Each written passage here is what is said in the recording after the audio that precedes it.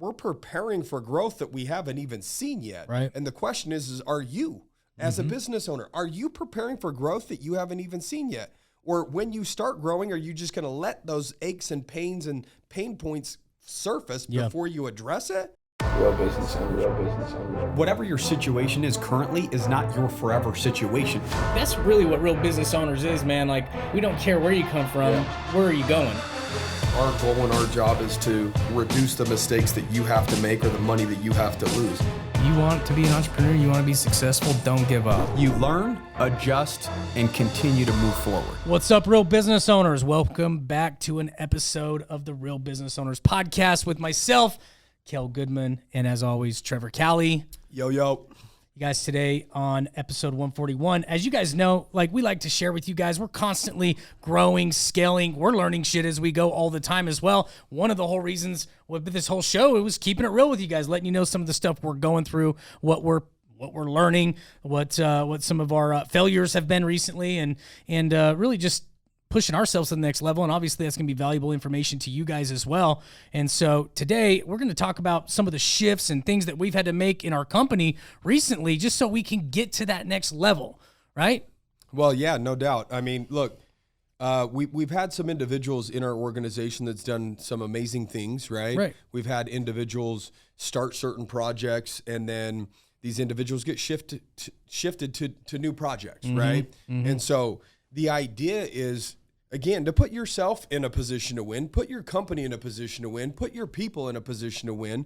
Because if you have an individual in your organization that is assigned to a certain task and it's just really maybe not their thing, right, but they kind of raise their hand and they're always just that one person that's willing to take on whatever. And so you're like, hey, cool, you can do it, have that thing. But maybe it's not their thing. Maybe it's not the thing that they're passionate about. Maybe it's not the thing that they're good at really doing, but they're just down for the company. And they're down to do whatever they can do to take something off your plate, take the headache away from you and be like, yeah, I'll take that on. But what you need to understand with that, you got to be careful with that, because maybe they're not passionate about that. Maybe that project will burn that individual out. Maybe you need to bring an individual in that is good in that area, or outsource that duty to a different organization that works with your company, and that's what they're great at, right? And they might be good at everything, but still, if they're spread too thin and they're not like great at just the couple areas that they're great in, like, and I'm so guilty of it, because sometimes we do this as visionaries too. Like, I mean, take Corey, for example. I mean, that's kind of what brought up my thoughts on, like, man, like, I got to own this. This is my fault. Like, I keep pulling him in all these directions because, you know, he's always been willing to just be a right-hand guy to us, right? And so, and we know he's just down. Like, let's do it. I can do this. I can figure it out. And he's great at figuring these things out, but it's not his expertise, like some of the technical things or whatever, right? And so, you know, then I created a bottleneck. Now he's in a position where he's like, you know, got all these things on his plate that he needs to bring to the finish line, and he's not winning and I'm not winning, and it's because I pulled him in all these different directions, right? And sometimes we do this as like visionaries or whatever, just people running a company, man. Like the head CEO guy's like, oh, I got an idea, let's do this, and we do it, we bring it to life, right? And then, you know, when I brought in obviously the marketing team to bring it to the finish line, I know he felt a little bit like, oh man, like, you know, I feel like I let you down because I didn't finish these things. I'm like, bro, the reason we got it to this point is because of you, but now I need you to be channeled in these areas that you're great at, so that you're winning, you're thriving, the company's winning, I'm winning, everybody's winning, dude. And like, you should pat yourself on the back for helping me bring to this point. Now these guys that do that every single day, they can come in and just be like, boom, take it to the finish line, right? And I remember reading a book. I don't know what book it was, but it was all about starters and finishers. Like every organization, like As people, great starters, like people that are great starters and finishers are actually kind of like unicorns, right? Like the lichens, like I talked about in the last episode. They're a little bit rare, and you can become that and develop that if you're obviously focused on that. But in an organization, you got to understand, like, a lot of your best players are great starters, but they're not finishers. A lot of your best players are finishers, but they're not great starters, so they need each other, right? And they're not aware of it because they haven't focused on that all these years, right? I can't remember what book that was. That's probably the same thing as the visionary and the integrator. Maybe the visionary is maybe the starter, like, hey, this is the vision, let's start going down that path. The integrator comes in and says, okay, this is how we're going to weave it in in our systems and processes or in our business or organization as of now, right? Right. So that's kind of their job. One thing I want to highlight here just real quick is I hope that you guys noticed where Kel took a little bit of ownership of the situation, okay? And I think that a lot of entrepreneurs fell in an area where they could take some ownership when maybe an employee isn't performing at the level that maybe you wanted them to perform at, but at the end of the day, you're not really analyzing how much they have on their plate. And you're like, well, how can I expect this level of performance when they have 8 different things that they're trying to accomplish with the organization? One thing that we've done as of recent is we're literally trying to get to the point where everybody stays in a lane. The question is what's your fucking lane, right? Like that's what needs to be identified. Like if you do not have a lane picked out for an individual, especially an individual like that, he's good, you know, he's good at everything. He's jack of all trades, right? Right, Like yeah. maybe, but he can't, that doesn't mean he's the best in the entire world at what he does at every little thing, but he knows enough to be dangerous in every little thing, Right. enough to start the project and drag it to the middle to where it's like, shit, this thing starts having some legs. Yeah. Let's now bring in professionals that this is all they do, and let's really systemize it and get it to the finish line. But Kel took responsibility, like, yeah, you know, maybe we were giving him a little too much, or maybe.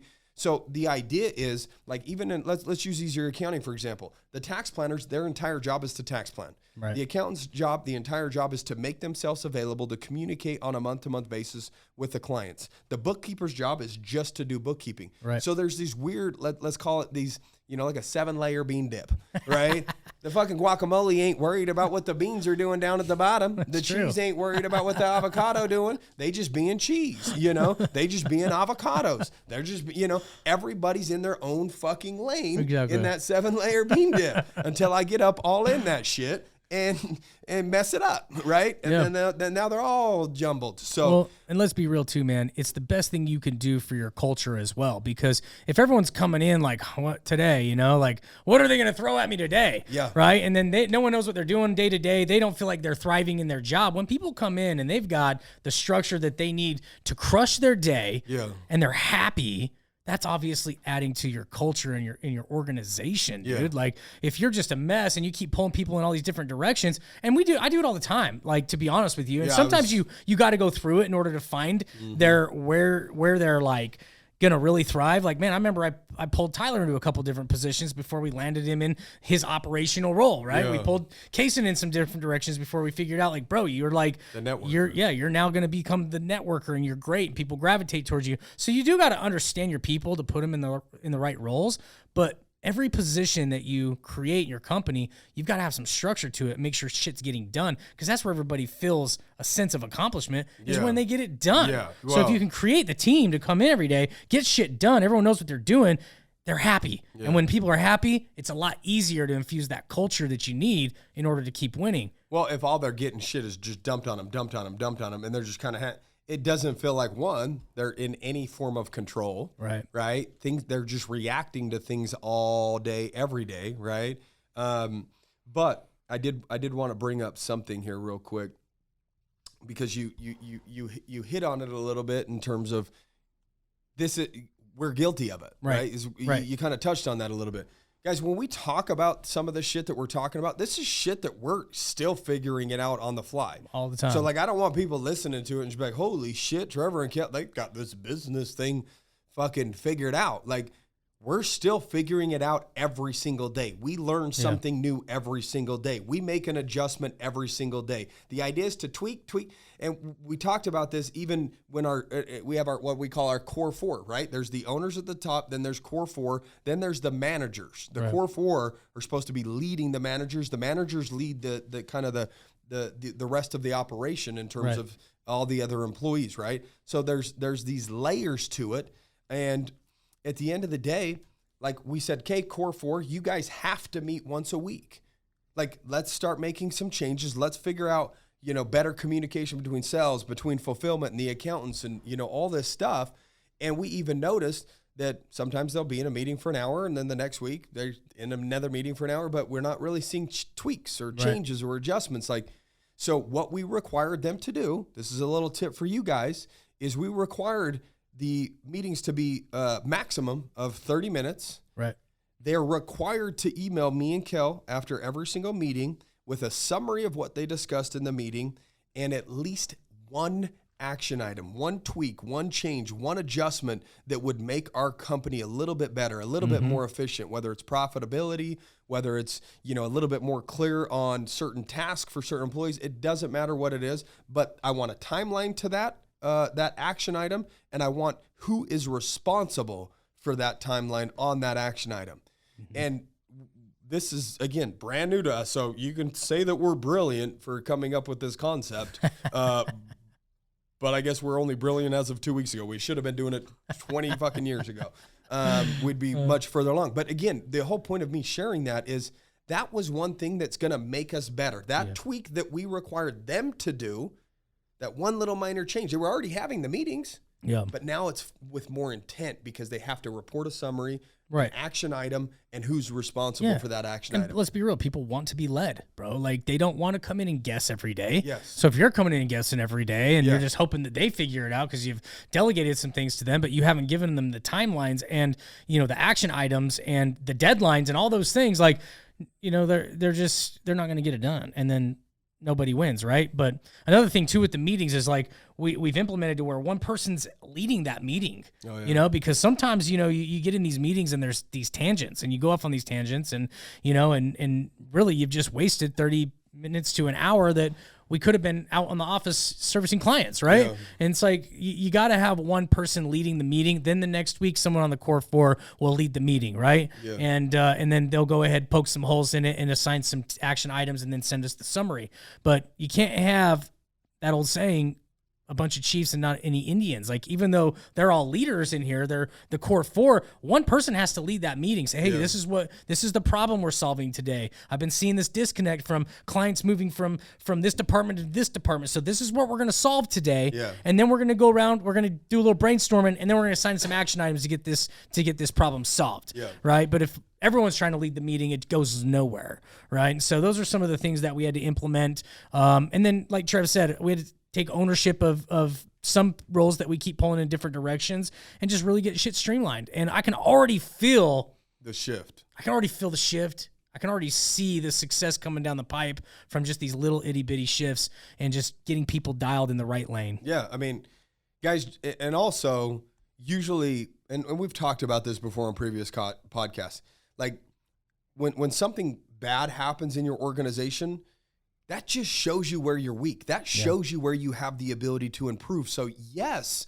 it does absolutely suck. Yes, that shitty thing's going to make you want to quit and run away and get a normal job and, conform, I guess, right? Yeah. I guess you can either conform or you can transform. Right. And when you conform to the normal, then you'll get normal results, which is sad, depressed, paycheck to pay, that type of situation. Or you can transform. Right. You can transform your company. You can transform yourself by letting that situation mold you into something greater, mold your organization into something better. So yes, we've had some issues. We realized, okay, we cannot just keep the staff that services the amount of clients that we have, because as of recent 4 or 5 months ago, one staff member quit that was up at a high level, which put a lot of pressure on our other staff members in that same situation. Therefore, communication started dipping. Therefore, and this standard that we've been trying to uphold this entire time starts slipping. Mm-hmm. And we can either just yell at our people.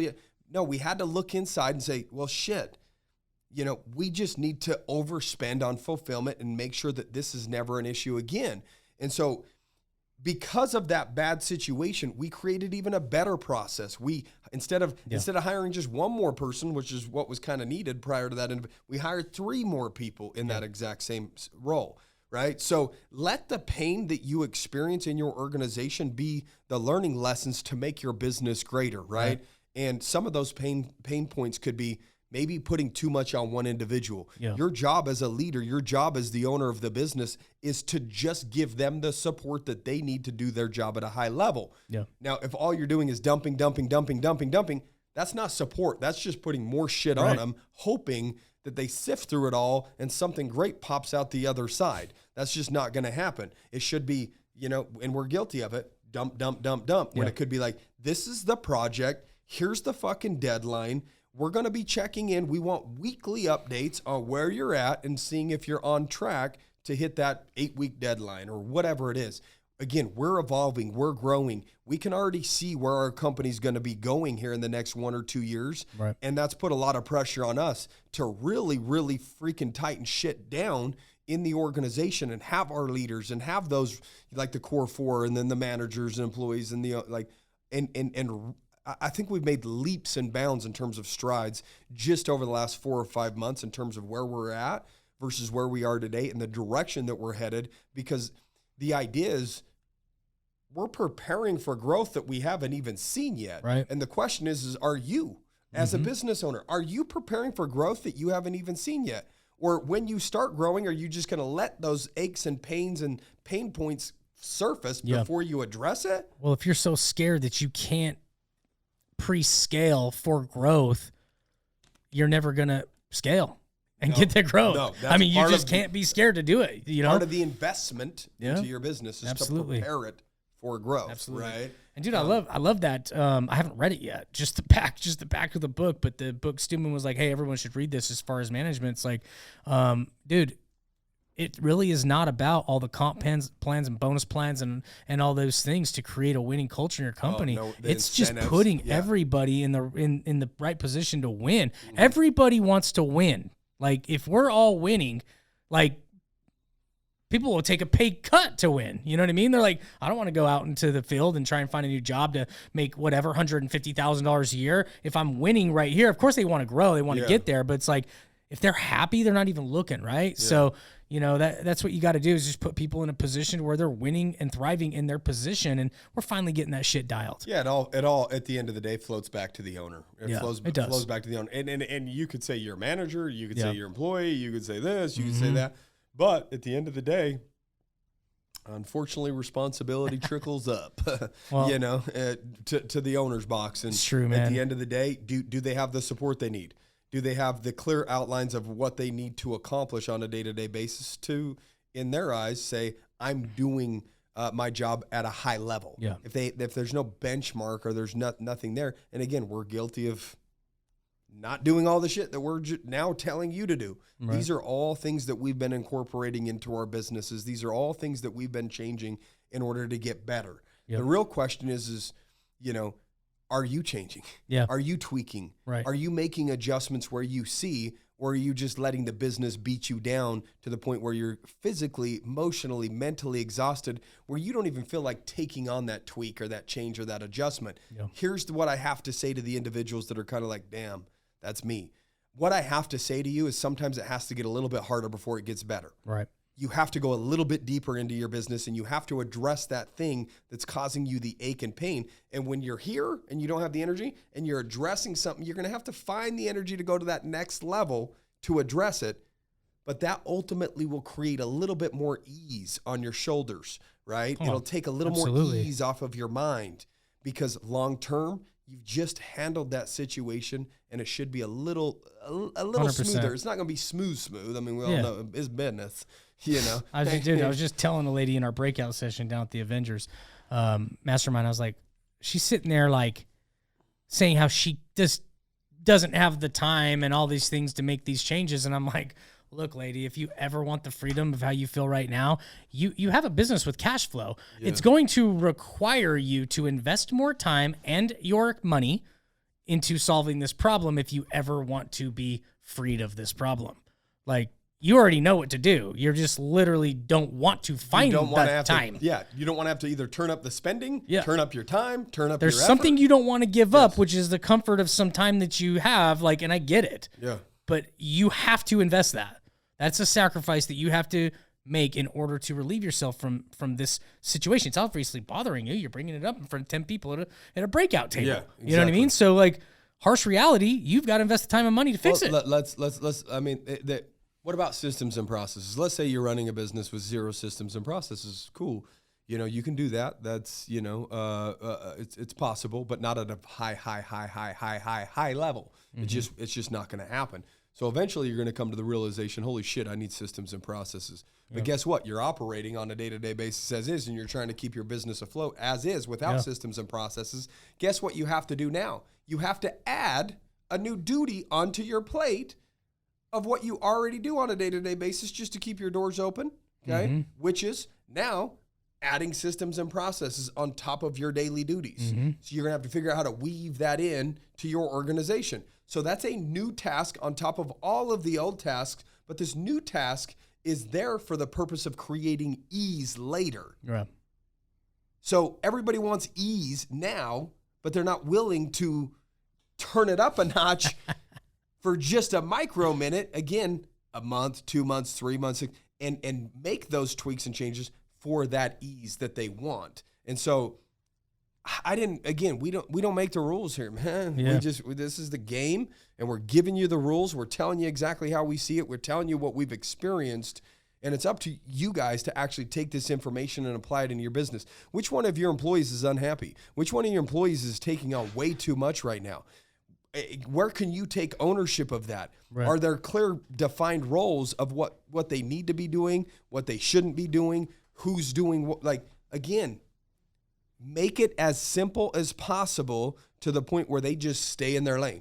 It just is what it is, you know, and that's exactly what we've done. We've broken it down to where it should be easy enough to where there shouldn't be hiccups, but it is life, you know, business, humans. They all know, now. It'll happen, but they all know, like, coming in, like, these are the whatever 1, 2, or 3 things I do all day, and I crush it, right? Yes. And the company needs it, and everybody's winning, and it's just I need a question on an entity. Cool, you go to the entity department. That's literally all they do. Right. Is they just set up entities. Oh, tax planning. Well, go to the tax planning. That's all they do. Right. Bookkeeping. Go to the bookkeeping department. That's all. It's not one person that's doing bookkeeping, accounting, tax planning, entity. Not one person is handling all 4 of those. Yeah. We segment it out so we know exactly who's responsible, where to go for the issue, and how to address it. And again, it's not saying that it's a perfect system.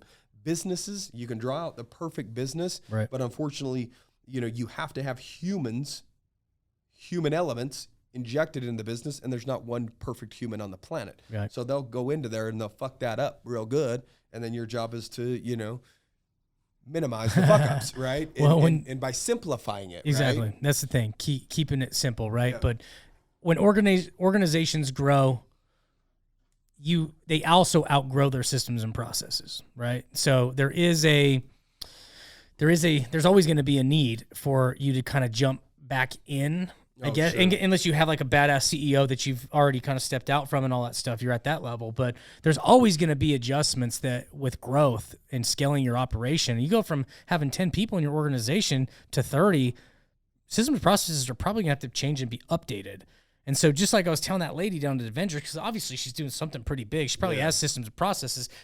Her company's outgrown them. Yeah. And then she doesn't want to invest the time because she knew how hard it was the first time to go back in and spend the time and the money to restructure the things that she needs to restructure to relieve herself of this headache, right? But so she's just sitting there with the headache, you know, and it's just as a CEO or someone owning a company. Prolonging the headache that could be there for 3 years. Exactly. Rather than turning up the volume on the workload, so to speak, for 3 to 6 months to have it dial way back down in 6 months. Right. You know? And just like her, like, so Trevor's been busting his ass for months and months and months on fixing systems and operations on the fulfillment side. And then I've been like preparing for growth, building all some of the marketing and all the things that we need and to obviously fill things back up, right, with clients and all that stuff. And it's like, I just kept pulling Corey into all these different directions. And so I finally had to sit there and go, man, what am I doing where we're just not getting this shit done? Because we have all this cool shit built and it's not going live, right? And so I just had to ask myself that question, like, hey, it's me, so what am I doing?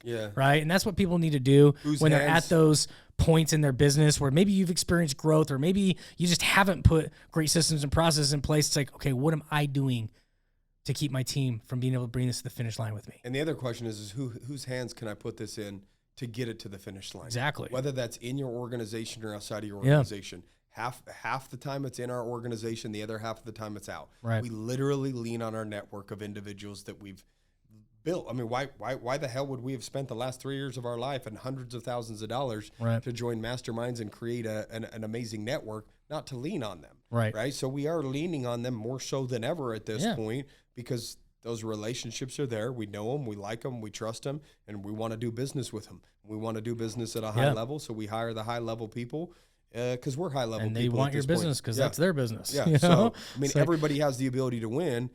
When one, you're supporting other individuals that you know because you're bringing them in from the outside to, you know, handle this over here or the marketing over here or whatever it is. You know, again, quit wearing so many hats. Don't be the marketer. Don't be the accountant. Don't be the, you know, whatever it is in your in your organization that isn't your expertise. Focus on the shit that you're good at. Have the people that are around you. Like if there's somebody in your organization that naturally people just gravitate towards and they just love that individual needs to be put in some sort of management or leadership position. If you just see people gravitate towards them, that's what needs to happen. Yeah. So that you can set up your second crew or your second office, or maybe slowly phase yourself out to the point where you're maybe more so focused on marketing. The cool thing about having multiple people is Kel does a lot more of the outside, like, hey, let's bring business in. For 7 years or 8 years, I was always the inside guy doing the day-to-day shit, hiring, firing, the payroll, the sit down, we're having a brash, hard conversation of why you're shitty in terms of performance and how to make it better, right? Yeah. That was my thing for like 7 years, while Kel was out hustling, on the phone, getting business, whatever. And it's still sort of like that. I'm probably more so the internal individual. Kel's still on the phone all day. Yeah. He's still, you know, plugging away. How can we get more business in the front doors, right? And we tackle some of all of this together. I would say I'm a little bit more heavy on the internal side, and he's a little bit more heavy on the marketing. Let's bring more clients inside. But again, if he didn't have me, then he would need somebody a little bit more internal. If I didn't have him, I would need somebody a little bit more external, right? Like that these are things, these are conversations that you need to have with yourself or your business partners or other leaders in your organization. Maybe you already have managers. Maybe you already have leaders. Am I giving you the support that you need to operate at a high level? Right. What else do you need from me? Right. You know what I mean? Like, ask those questions. I just got out of the break room and I literally said that. I said, so it's tax season now. How's everything going? He's like, it's already starting to kind of, it's coming in. It's starting to amp up pretty quick, you know? We're already starting to, he's like, dude, I already did like 10 returns today. And I was like, okay, fuck, here we go, right? Those lucky sons of guns that already got theirs done. Yeah. If you're listening, be early. Yeah. I'm telling you, don't be one of the last minuters, because that shit ends up with an extension, because every other human on the planet wants to be last minute. And so if you try to send shit in 2 weeks before deadline, that's when everybody else is doing it. Now there's a shit ton of returns. So, but no, I just said, dude, please, if you need anything through this tax season, like anything, I said, I don't even care if it's a minor thought. If you need something, let us know. I said, our job is to make sure that you have what you need to perform at a high level and all the support around you in order to do that. Yeah. And so I said, don't wait till it's too late. If there's even a thought, let us know. I said, this has been a problem in the past where maybe it's an ego thing. And I say, how's everything going? And people, do you need any help? Can I do anything? No, I think we're good. Right. Is that an ego thing, or they just don't want to tell the boss that, you know, hey, feels like the wheels are coming off, but I don't want to tell him and have him freak out. But again, it's just communication, open transparency. And you're probably not communicating well with your employees or with your leaders or your management team or whatever it is, and really understanding what their needs are to see if there's more support that's needed, or to figure out a way to make them happier. Maybe they don't need the support, but they're just miserable doing what they're doing. I don't know, right? But it really does come down to just good communication, because we've done a lot better, I would say, in the last 2 or 3 months, just about communicating with the leaders of the organization, because they're really responsible for the day-to-day pulse of the company, and we want to keep close to that in terms of who has the ability to control, you know, our organization to a certain extent, right? And so, you know, again, any final words, Kelbert? No, man. I think I just hope people that, you know, I mean, we all go through it. All of us in business owners would go through this, man. And so people that are going through it right now, I mean, like Trev said earlier, man, it's like you got to take ownership. You know, you got to have self-accountability. And honestly, you just need self-accountability to win at anything, right? So, you know, and I write about that in the book. I start with it and I finish with it because it's that valuable to really evolve and build this thing that you want to build. You kind of always have that. Self-accountability is the best thing you can have. I think the podcast coming out on the same day as the book, maybe. Maybe this one is. What day's the book finally getting published here? Dude, it launches February 3rd. So this episode, I think this episode drops on the 9th, February 9th. So Still go buy it. Yeah, I need your help. Where are they going to go buy it? Just go to Amazon. You can literally just type my name in, Kel Goodman, or you can type in The Ultimate Networker or The Ultimate Networking Machine, and then the subtitle is Become Willing, Become Wealthy. And really that's what it's all about, man, is like willing. Are you willing to have self-accountability? Are you willing to invest your hard-earned dollars, right? Like people hold on to these things. So it's really a lot about just becoming willing in all these areas that you need to be a top-performing networker. Like you need to have that in your organization. Somebody needs to be the networker. Someone needs to be that person out representing your company, bringing business in. And I wouldn't be able to do that if I didn't assemble the right team, if I didn't have Trevor, if I didn't have all these things. Otherwise, I'd be just like that solo entrepreneur wearing all the hats, stuck at a ceiling. And so this book is just really breaking down how to get your money right, becoming willing to actually invest it and use it as a tool to get your network to grow with the right people. You want to level up in everything, right? It's strategically talking about, building your systems, your processes, and your team around you so that you can do what you're great at, which is be the face or the networking component of your company and bring that business in. So it's really a lot of those things, but there is also some like personal growth stuff in there too, like the willingness to be a person of self-accountability.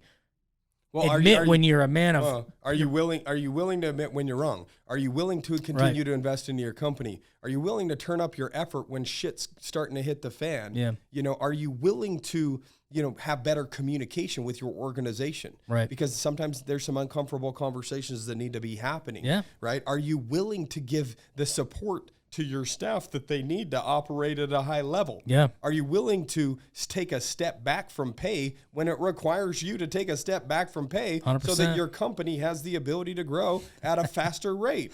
That's really all it's about, man, is just becoming willing in all those right areas. Yeah. I even write some cool chapters in there about, becoming aware and owning and being willing to own when you are operating in greed, when you're prejudging out in the marketplace and how that costs you. So I have some cool growth stuff in there as well, and mental stuff that you need to be aware of as an operator. But then I got that tactical stuff in there, like the operations and the team building and getting your money right and being a better leader in your organization and what all those areas of willingness you need to be able to tap into in order to be really a badass networker for your business.